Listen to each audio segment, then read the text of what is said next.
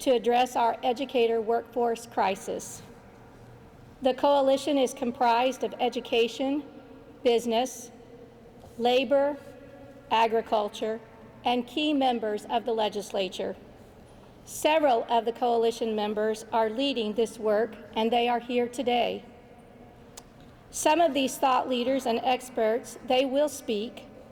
Others will be introduced at the close of the conference, and all will be available to respond to questions about the work, the report that we are releasing today, and the recommendations being put forward. We are very fortunate to have students with us today. And at this time, I invite Micaiah McNear, a high school senior, to the podium. She is a member of the Educators Rising Group, and she will speak to the importance of educators as it relates to her future. Micaiah.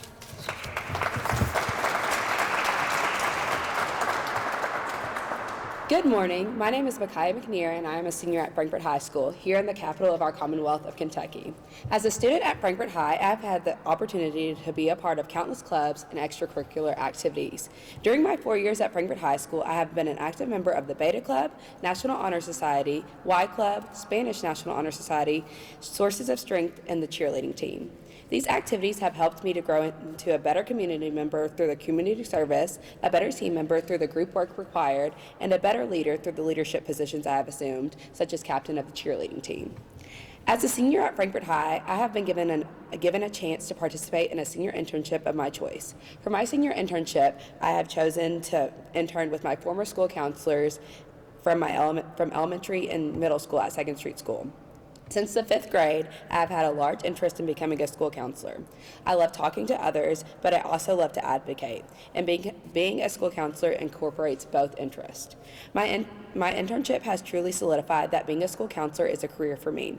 At my internship, I help with planning guidance lessons and delivering them, helping students find solutions to their problems alongside my mentors, and trying my best to assist my mentors in any way possible with anything that may occur. What I love most about my internship is the feeling that you are really making a positive change in students' lives, something that many of my public school educators and counselors have done for me.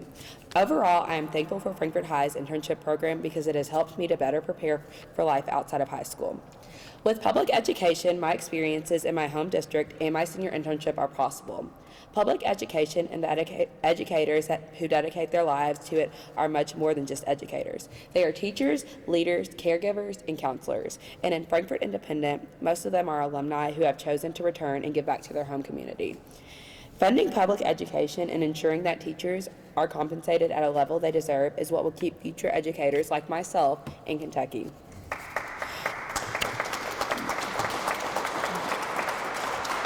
The Commonwealth deserves the best teachers for our learners, from the biggest to the smallest. I urge our state to work toward ensuring that it is possible for me and other future teachers to return to the Commonwealth and give back to our communities by ensuring that teachers are compensated for all that they are for students.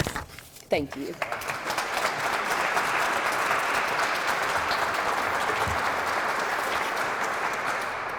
Thank you, Micaiah. I asked her how long it took her to prepare her remarks. She said 30 minutes tops. So appreciate that great message.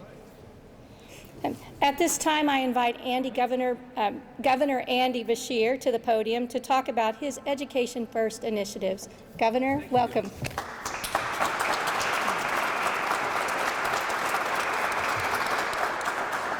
Good morning. Today you've got both of us, the governor and the lieutenant governor of the Commonwealth of Kentucky, because this is an Education First administration, and for the first time since Martha Lane Collins, we have a former classroom teacher and an administrator serving in the role as lieutenant governor. We're proud of you.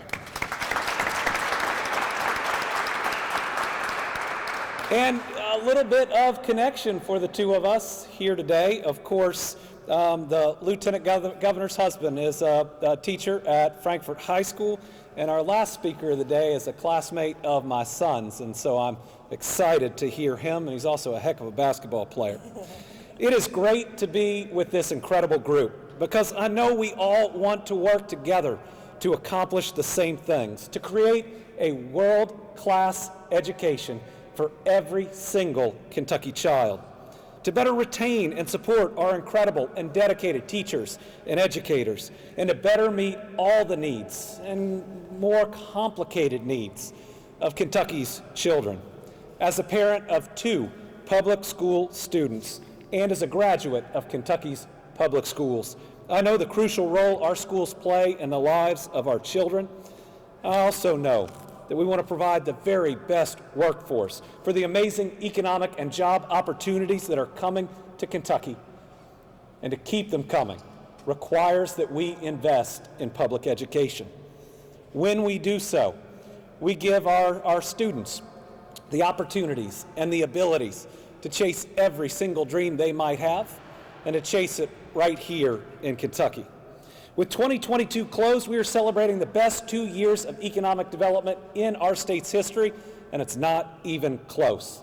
During this administration, we've announced more than 800 private sector new location and expansion projects totaling a record $24 billion in new investments, and even better, creating 42,600 new full-time jobs for Kentuckians. We are looking towards a brighter future, and world-class companies are picking us day after day. They're betting their futures on Kentucky because they believe that we're creating that world-class workforce that can move their company forward. Right now, we are in a better spot than ever in my lifetime to give every single Kentucky child the opportunity to not only secure a great job, but to secure the job of their dreams, to stop the flow of our talented from leaving Kentucky and turning it into other states' talented young people moving to our Commonwealth. We have challenges, yes, but after facing a pandemic, tornadoes, flooding, I believe we're up to any challenge in our path. But sadly, Kentucky currently ranks 44th in teacher starting pay, and over the last year, despite what some would tell you, it got worse. We fell from 42nd to 44th. I don't know about you, but I'm pretty ashamed that Kentucky is 44th in the country in paying one of the most important positions that we ever ask anyone to take. Our educators and school and staff deserve better. And coming off a year where we were number 1 in so many things we care about, for the first time ever, we were number 1 in new job growth per capita in the United States, not once, but twice, 2 straight months. We fell. We became less competitive in what we pay our teachers. You saw this talented high school student that's going to be a great educator after she read all those different things that she does. We want her in this Commonwealth, but this is a competition for talent. And while people look at a lot of different reasons on where they want to be, when you start off by telling them their compensation will start at 44th in the country, it makes it more challenging for us to get the very best, to teach to the students we want to be the very best. And worse, when you adjust for inflation, our educators are actually losing money. This year, the average teacher saw a 5.3% decline in pay when adjusting for inflation. And that's just not new. It's not just because inflation has suddenly gotten worse. If you go over the last 7 years, when adjusted for inflation, pay for educators has declined 14.7%. That equates to about $10,000 less of purchasing ability. What that means is by an educator, a great teacher, a bus driver staying in a position we desperately need them to and ask them to, it's been harder for them to pay for their mortgage, to send their own kids to pre-K, or to do the things necessary just to get by. And what has it resulted in? 11,000 teacher vacancies across the Commonwealth this school year.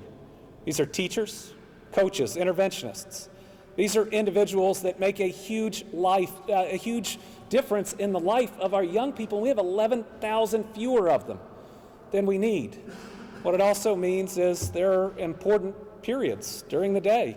It might be your math, your reading, your science, that we're either having to bring in a sub, which we're grateful for. Our kids are not getting that consistency that we know that they need. And these heroes in some parts of our Commonwealth have seen their earnings ultimately decline over those periods of years by as much as 32%.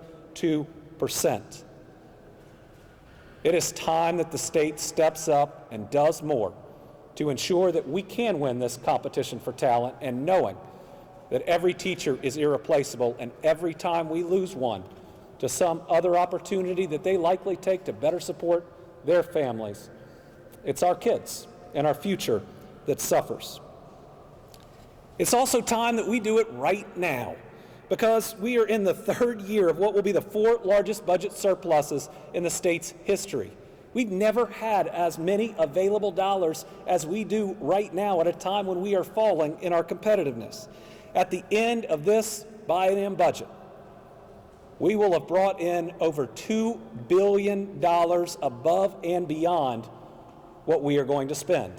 In other words, before you even get to that record $2.5 or $2.7 billion rainy day fund, we'll have $2 billion extra dollars right now that ought to be going into teacher pay, that ought to be going into universal pre-K.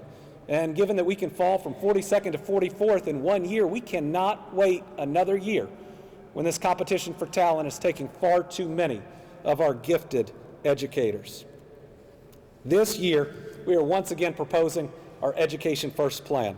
The proposal first starts with a pay raise for every educator, every person who works in one of those public school buildings, of 5%, and that's on top of what our districts have worked really hard to make happen, and I do want to compliment our districts for doing their very best on pay. But we're still not fully funding transportation and other needs that are out there, and we know that if the state comes and provides these additional dollars, we will be more competitive and we can retain more of our educators. Passing this is necessary. But here's the other thing. It's not political. Because go north, the state of Indiana, where its governor, a Republican, a guy named Eric Holcomb, is making his #1 mission in this session of his legislature to raise teacher pay. And when you look at how aggressively they are working to do it, it shows we are in direct competition with one of our neighbors. Competitions are something that we like to win, but if they're going to bring more resources to the table, we have to as well. It's also an investment in our kids.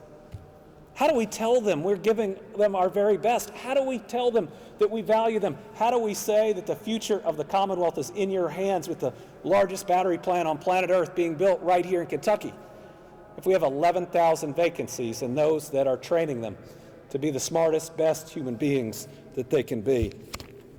I think back during the pandemic when the children of this Commonwealth and our educators were doing distance learning, because I was there, like many Kentuckians, sitting next to my kids, watching their teachers do heroic work, having to have pivoted multiple times with very short notice, but providing the very best that they can. I'm really proud of what our school systems did. And I was proud that we became one of the very first states to have every single school district back in person, because we were the first state to prioritize our educators for vaccines. But despite our efforts, a pandemic does take a toll. It's what pandemics do. It's 18,000 lives lost, and I will always believe that even a child that suffered learning loss is better off if that grandparent that's raising them, that single parent that's raising them, that foster parent that's raising them is still on this earth with an adult that still cares about them and wants to help them become a great adult. But if we're serious about learning loss, not just to use it as a political tool to attack each other, but to make up that learning loss, I know this one simple fact.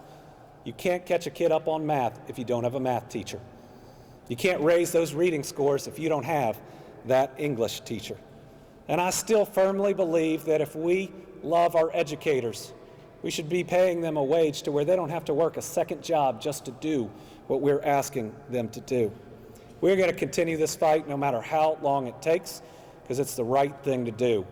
I think back on it took Jane Beshear 6 legislative sessions to raise the dropout age from 16 to 18. And that seemed like a no-brainer. But Jane Beshear is stubborn, and she raised me stubborn, and we are going to keep pushing for the right things. Our plan also includes critical investments like universal pre-K. Imagine having every single Kentucky child kindergarten ready, and if we're truly worried about our workforce, it's the #1 thing we can do to add especially young parents back into that workforce as quickly as possible. The plan also finally funds the continuing education that we ask all of our educators to do.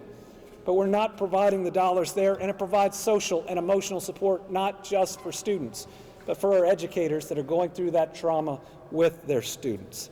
Listen, it doesn't matter if it's a long session or a short session. Our kids are worth us having the courage to take the actions that are necessary, and our teachers deserve so much more. All of our educators, everyone in that public school building, with the heroic efforts that they have engaged in, deserve better from us. This is a competition for talent. If we want to keep our kids here in Kentucky, if we want to meet the demands of these new employers, if we truly believe we ought to have the most talented educators right here educating our children, the time to act is right now, and we can't afford to wait. Lieutenant Governor? To that, I would say ditto for everything that the governor mentioned, but I want to talk about just three big ideas that all of this folds into. With this plan, we do three things. One, we put our kids first. That is first and foremost. No matter what we're talking about, kids come first. But number two, something that often gets overlooked is we want to make sure that we support the people that show up for our kids every day. That is so critically important because our kids' learning conditions are our teachers' working conditions. And last but not least, we have to make sure that our schools have the resources to do what we have asked them to do. That's not rocket science. If you don't fully fund transportation, but you expect our buses to run and pick up every kid in big rural areas, that's tough on a budget. If you are mandating 24 hours of professional development and everybody's on their own to fund it and to make sure that it happens, that's an unfunded mandate. These things keep coming and coming and coming, and we're at a breaking point. And we have to make sure, again, that we commit to do those three things. That's what this plan does. It puts our kids first, it supports the people that show up for them every day, and it ensures that our schools have the resources to do what we've asked them to do. And that, at the end of the day, is our goal for not just lifting up our kids and our teachers and our schools, but for lifting up this economy for generations to come. And I want to say thank you to Governor Beshear for having education as his top priority in this administration. And as the highest elected teacher, I'm honored to be a part of that.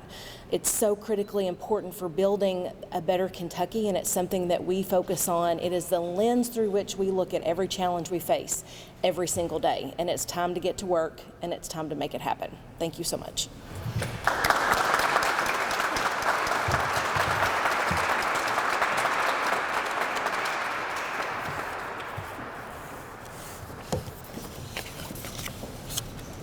Thank you, Governor. Thank you, Lieutenant Governor.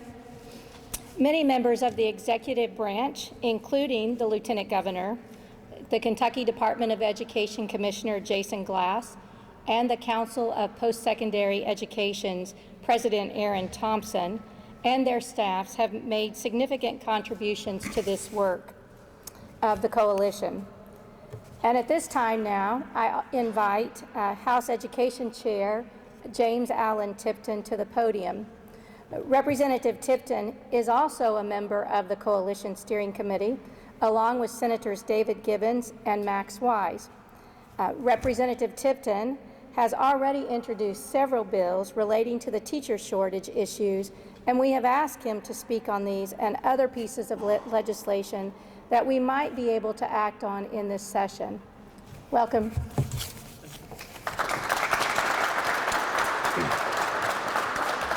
Good morning, and Rhonda, thank you for the invitation to be here today, and most particularly thank you for the invitation to participate in the coalition. It's been an exciting learning opportunity, hearing from the people who are in the schools and the issues they deal with on a daily basis. When we talk about the teacher shortage issue, one thing we have to recognize is we have a workforce issue in general.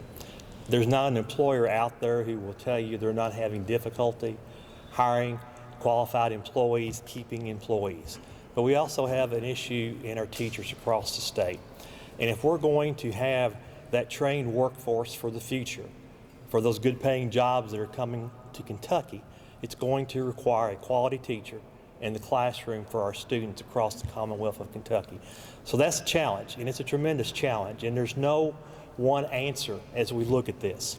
The governor mentioned obviously funds, resources is an important part of this. As I talk to teachers, as I talk to people across the state, there are other issues. Overwork, burnout, additional duties, discipline issues is one thing that I've heard recently. So those are issues we have to look at, we have to examine, and try and figure out if we can come up with solutions to improve those situations, to improve the working conditions of our teachers across the state. I believe the public announcement may come out tomorrow, but next Tuesday morning on February the 7th at 10 o'clock, we will be having a meeting of the House Education Committee, and the topic that morning will be our teacher shortage issue. We're going to have a discussion about that. We're going to talk about ideas for teacher retention, teacher recruitment. I've invited Rhonda and CASA to be there to give their findings from the task force to that committee. So it'll be an opportunity I thought it'd be a great opportunity for all the members of the House Education Committee to really have a discussion about that issue. So I just wanted to make note of that. We have important work to do. We may not come up with all the solutions in this session, but we have to identify areas where we can get consensus on, where we can get cooperation on, and we have to identify areas that can actually make progress towards solutions. I look forward to working with all the superintendents who are here, the different stakeholders who are involved in this process, the administration, as we move forward. And thank you for this opportunity. And we have a lot of work to do. As Rhonda mentioned, I am working on legislation. Hope to have that filed the first week we come back with some key areas, hopefully that can make some improvements in this. And hopefully we'll have more to share about that when the time comes. I know some other members have filed some bills. A simple little bill, I believe it's House Bill 32. We also have issues with classified employees. There's a requirement now that classified employees have a high school diploma or GED. This bill would allow schools to hire that individual who does not while they're working on obtaining that high school equivalency diploma. And there are people out there, just small little things like that, so we're trying to look at those things, trying to identify areas where we can make it improvement as far as teacher recruitment, teacher retention. One of the areas we're trying to focus on is how can we shorten the time it takes the individual to get certified as a teacher.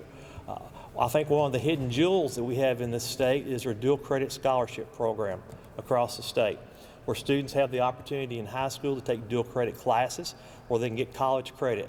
We're working to see how we can align those classes along with our community college or public four-year colleges to transition those students through that educator pipeline, maybe in 3 years, instead of the traditional 4 years it takes to get a degree. So those are some of the things we're working on.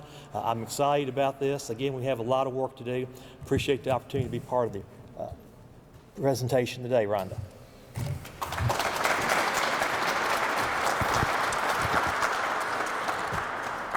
Thank you, Representative Tipton. Now we are going to hear from Rebecca Combs, who represents our business and corporate community on the coalition. Other businesses represented include at Baird, at the A.J. Sneeder Foundation Corporation, Humana, at Traditional Bank, Nucor Steel, and the Kentucky Farm Bureau. At this time, Rebecca, please come to the podium.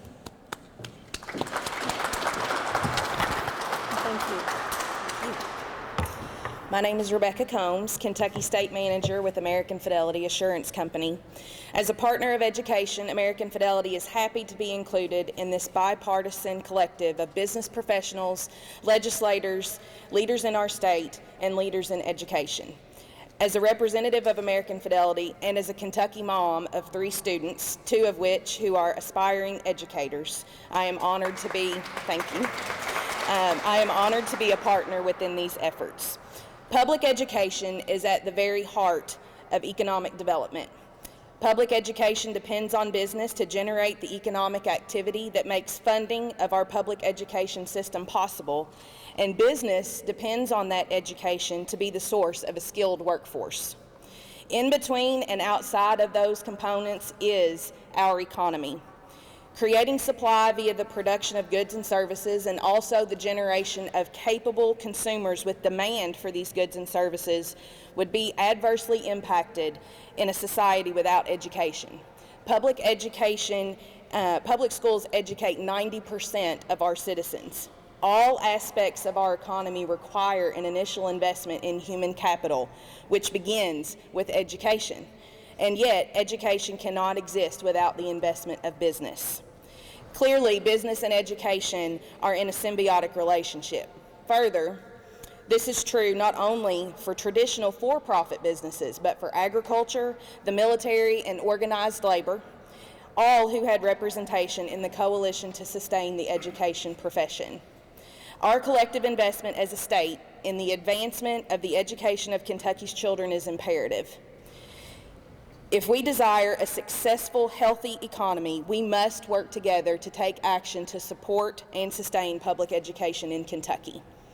Education is an asset in our economy, and we are surely in agreement that the advancement of our society and the advancement of our economy is necessary. My company and I, as well as many of our business colleagues on the Coalition, view this work as a critical step to change the current direction of the education profession, thus positively impacting our state's economic development, our kids, and our future. Thank you.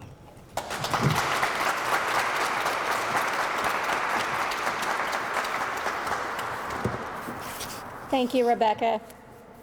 We're grateful to you and American Fidelity for the insight and leadership you bring to this work through the workforce development lens, and as a mom of 3 children. At this time, I invite our Lawrence County Superintendent, Dr. Robbie Fletcher, who co-chairs the Coalition's Teacher Retention Task Force, along with Dr. Jason Glass, to the podium. As a school superintendent, Dr. Fletcher brings real-life experiences and examples that are representative of the entire state of public education in Kentucky today. He will illustrate the urgent need to sustain the education profession and summarize some of the recommendations we hope can be acted on in the 2023 General Assembly. Dr. Fletcher.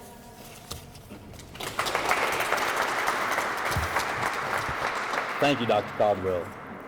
First and foremost, good morning. My name is Dr. Robbie Fletcher, and I serve the students of Lawrence County Schools. Today, I hope to serve all the students of the Commonwealth by what I'm about to share with you. You've heard a lot about teacher shortage.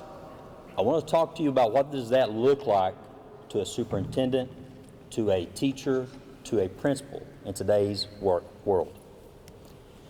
I'm going to give you a few examples of what's gone on just in the last semester in some of the school districts in our communities. In one of our districts, a pastor entered one of the option programs that's been supplied through our legislators, thank you so much for that, with the best of intentions of serving students and teaching. Came with enthusiasm, wanted to help, wanted to serve. After a few short weeks, this same gentleman came to the superintendent and gave his notice, stating that he just could not handle the stress of teaching. This is a pastor. I can't think of a more stressful job than a pastor. But yet, it would appear that teaching rivals that. In the same district, a principal walked by a classroom early one morning that typically had a teacher preparing for the school day. Unfortunately, at that moment, the room was empty.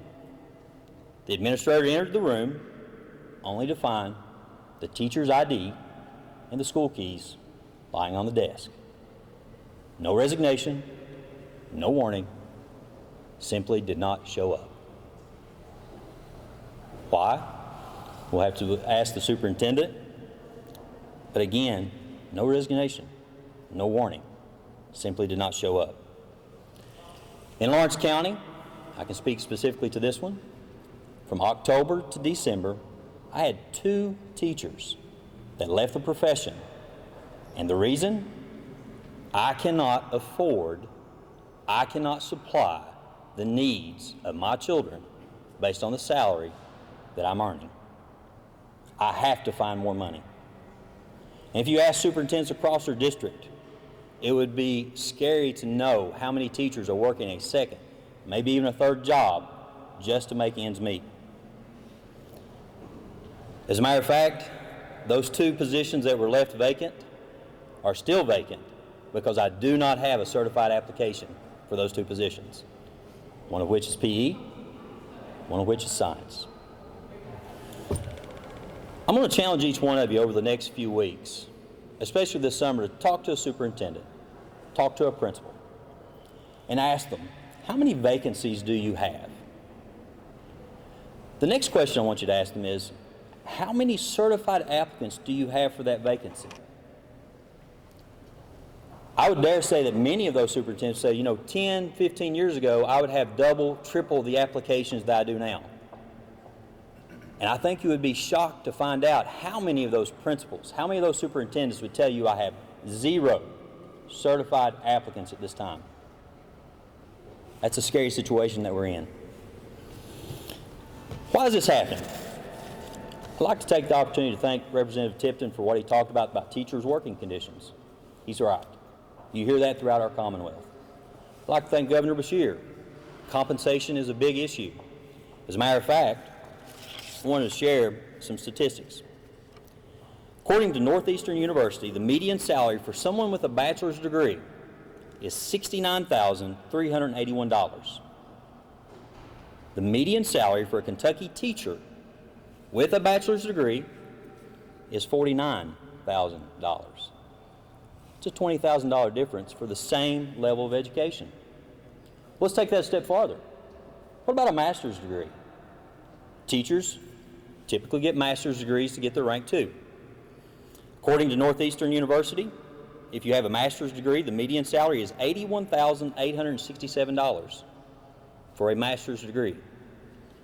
A teacher with a rank 2 in Kentucky with a master's degree, the median salary is $53,500. Almost $29,000 difference. So I go back to my 2 teachers that left the profession and say, I'm sorry, you're right. It's difficult. It's difficult to make it on this type of salary. Well, then what is our path? Where are we going? What's happening with this teacher shortage? Let's take coming out of the COVID lockdowns as an example. We all know if we have children that went through COVID lockdown or went through that time when they had to be home and they had to learn, the difficulty in teaching a child how to read over a computer is almost impossible. It's hard to keep the attention of students over a computer. So what happened? Our boards of education created interventionist positions. We looked at how can we meet the students' need as we get into this new normal, if you will. Sadly, many of those interventionist positions went unfilled because there's just simply not the workforce there. Exactly, Representative Tipton. The workforce wasn't there. We were blessed to fill most of those positions, but not all. And I do applaud the work of those who have come in and helped. I'd also go on to say, if we thought about this as educators 10 or 15 years ago, we always heard about critical shortage areas. And just for a moment, those of you that are educators or others, think about what were the critical shortage areas 10, 15 years ago. I dare say many of you would say foreign language, high school, then eventually math, science. There's different programs for critical shortage areas to help those people that are in the critical shortage areas. Look up how many critical shortage areas there are now.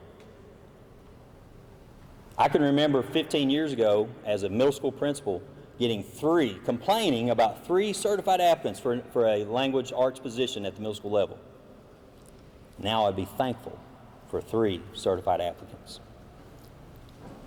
Where does this path go? What's next? There's so many things that we never would have dreamed would have happened, of having to teach online, of having to find alternate certifications for people to kind of get them in the classroom quickly. But I dare say the path that we're leading down could very possibly be we have to hire 1 teacher to teach a massive online class because we don't have the certified people to teach. Now, nothing replaces the face-to-face contact that you have with a teacher in a setting, in an educational setting. Can you imagine going to that point? Some districts are already doing that. They can't have a chemistry teacher. So we're partnering with other districts to say, You have a chemistry, you need a chemistry, you have a chemistry teacher, I have a calculus teacher. Let's partner. Ingenuity. Thank you to my colleagues for making those things happen for your students. But what could happen if we continue? We have so much coming to our Commonwealth when it comes to, let's talk about the Ford company, the huge electric company that's coming in, electric battery company that's coming in. What happens if we continue in this path and we're not able to fill classrooms? Across our Commonwealth, it happens very regularly that we have to close down schools because the population of that student body has migrated elsewhere. It's gotten smaller, so we have to consolidate. A sad day may be coming where we have to consolidate because we don't have enough educators. It could be very sad. Again, we're at a position where we didn't think we would be. Are we going to have to close down schools eventually due to teacher shortage? I also want to take an opportunity to say that we are so thankful for the efforts from our state legislature and from our governor and the work that they're putting in to make sure that we do something about this teacher shortage. And while we are thankful for those steps, we also understand that this coalition doesn't have all the answers, but we are making 9 recommendations. The majority of these do not require any significant funding. The coalition will continue its work leading up to the 2024 budget session, when we hope the General Assembly will be able to provide the necessary funding to make teaching a sustainable and an attractive profession. Michaela, right now, in a district neighbor to me, they don't have any applicants for a guidance counselor. I never thought that would happen in your time. Well, we need to address that. We need to do something. Our first recommendation as part of the coalition to sustain the education profession is 1, direct the Office of Education Accountability to conduct or commission a comprehensive mixed method study on the state of public education in Kentucky, including perceptions of and attitudes toward the teaching profession and a comprehensive wage and benefit analysis. Recommendation 2, make the system of alternative teacher certifications more accessible and easier for interested persons to navigate. 3, direct the Kentucky Department of Education to create a teacher recruitment web portal containing all resources necessary to begin a teaching career and also a statewide application system.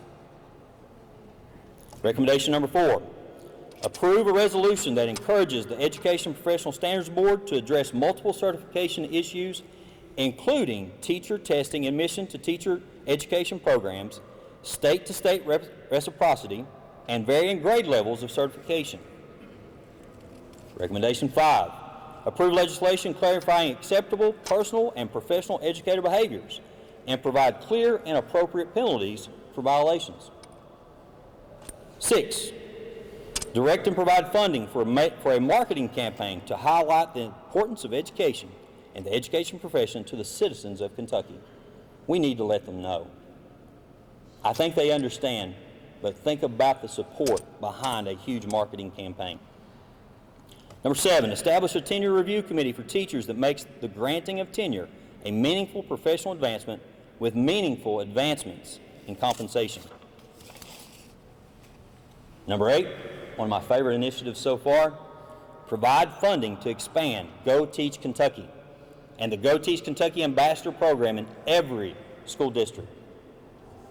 And 9, create and provide funding for the creation of annual renewable undergraduate teacher education scholarships for each Kentucky school district, and for the creation of a $500 stipend for each teacher education student who's engaged in student teaching. Bottom line, we need to take action.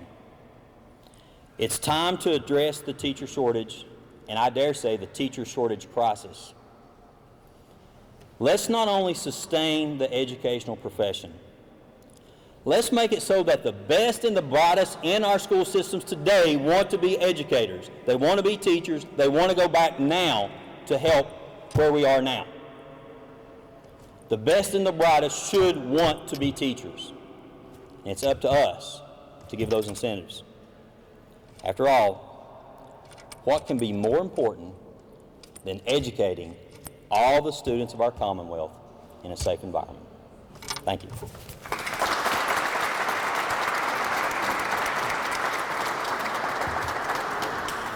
Thank you, Dr. Fletcher. Our last and perhaps our most important presenter is Joseph Carter, an 8th grader at 2nd Street School here in Frankfort. Joseph represents the generation of Kentuckians that much skin, so to speak, is in the game when it comes to ensuring that Kentucky has quality schools staffed by high-quality teachers for generations to come. Please welcome Joseph Carter to the podium.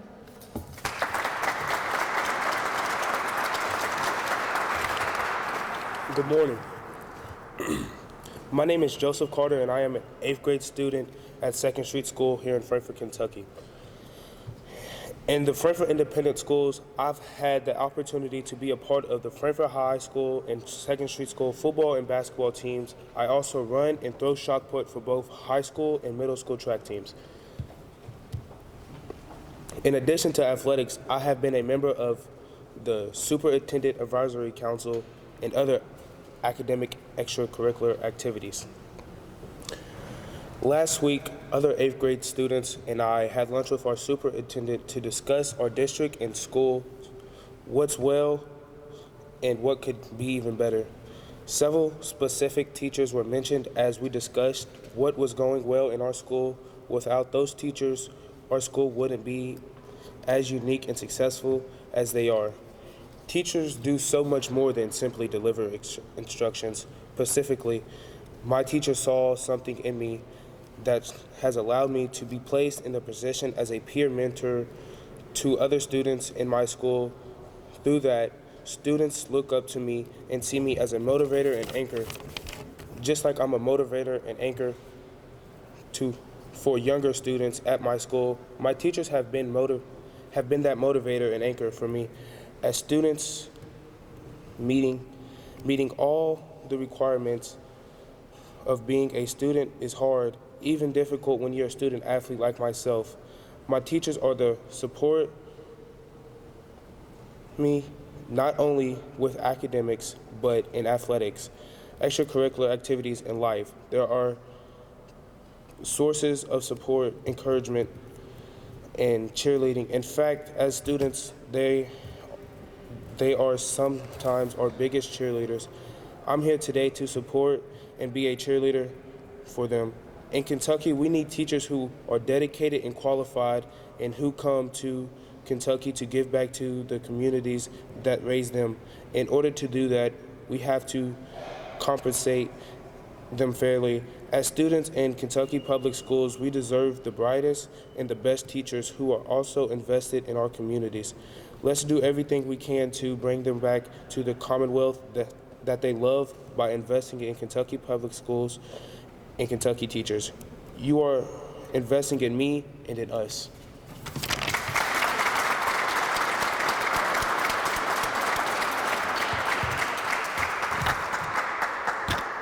Thank you so much, Joseph. Appreciate you being here today. At this time, I will introduce key coalition members who continue to oversee the work of sustaining the Education Profession Coalition in Kentucky. And so I want to start, first of all, by introducing our co-chairs of the steering committee of the overall work, and that is Superintendent Terry Morgan of the Hardin County Schools. And I would ask you to stand because I believe that there are folks in the room who want to talk with some of you individually. And the second co-chair of this work is Dr. David Meinschein of the Livingston County Schools. Steering committee members who are here today include the Lieutenant Governor Jacqueline Coleman, Dr. Demetrius Liggins of the Fayette County Schools, Ms. Rebecca Combs of American Fidelity. I believe Dr. William Sims of the Pulaski County Schools is in the room as well.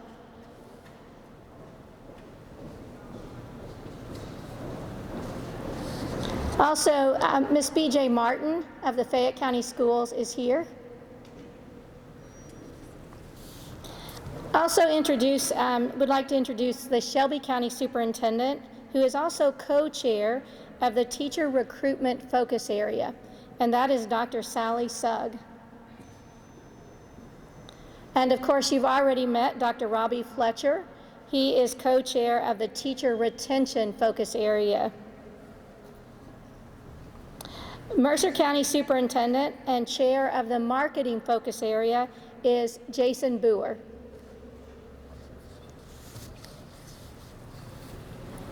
KASA officers and board members who also serve on the coalition include Nick Carter from the Breckenridge County Schools, Jesse Bacon of the Bullitt County Schools, superintendent there,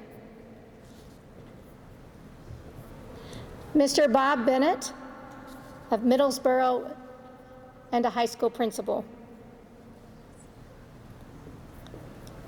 Also, we have with us Alvin Garrison today from the Covington County School, or Covington Independent Schools.